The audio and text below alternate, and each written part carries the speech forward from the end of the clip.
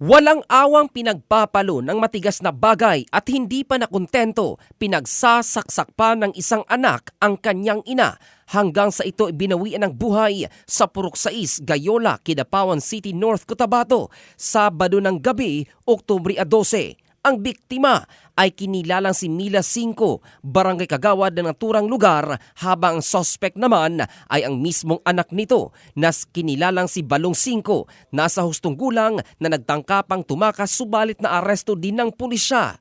Ayon kay Kidapawan City Police Station Chief Police Lieutenant Colonel Dominador Palgan Jr., nahuli ang suspect sa gitna ng rubber plantation na para wala sa kanyang katinuan na dinala sa ospital para malapatan ng gamot ang tinamong mga sugat.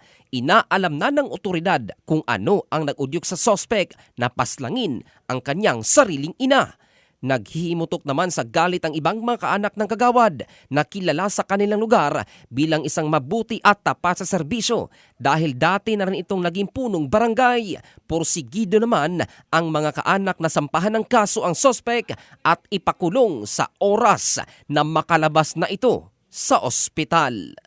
In the heart of changing lives, ito si Jofel Candado ng Brigada News Philippines, the Music and News Authority.